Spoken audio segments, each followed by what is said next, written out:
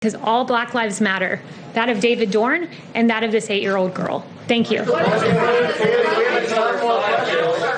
glad to ask you to tell more. Well, that was quite the mic drop. She said President Trump will not allow the coronavirus to come to this country. Would you like to take that back?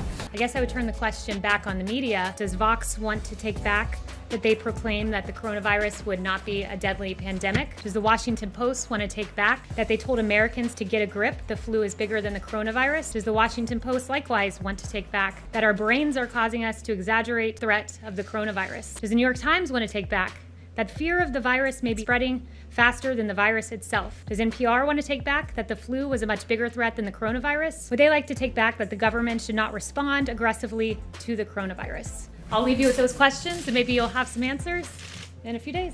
Do you not consider it a miscarriage of justice when you have the FBI writing, "We want to get someone to lie"? Is that a miscarriage of justice? In the end, he pleaded guilty, and then that's... You hesitated because you know what the answer is. The answer is yes. That's up to a lot of other people to decide. And I would encourage the media to cover it because I've watched a lot of your networks. I've read a lot of your papers.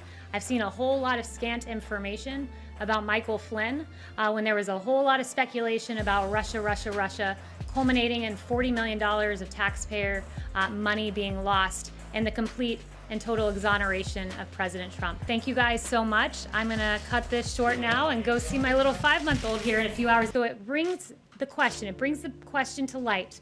Why then did we have many years of investigating collusion that these Obama administration officials never existed, they never saw any evidence of, but for 3 years the American people were dragged through the mud and told that their choice for the President of the United States might have been a Russian asset based on no evidence at all. This president was exonerated by the Mueller report, and there's some real questions for these individuals who are saying one thing publicly and another thing privately. Thank you so much. I think I got to all of you, and we'll be back soon. And I would also note, where do you draw the line here? I'm told that no longer can you find on HBO Gone with the Wind because somehow that is now offensive. Where do you draw the line? Should George Washington and Thomas Jefferson and James Madison be erased from history?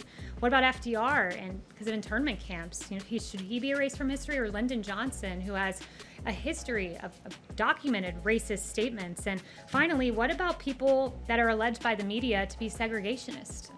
NBC tells us Joe Biden didn't just compromise with segregationists, he fought for their causes in schools, experts say.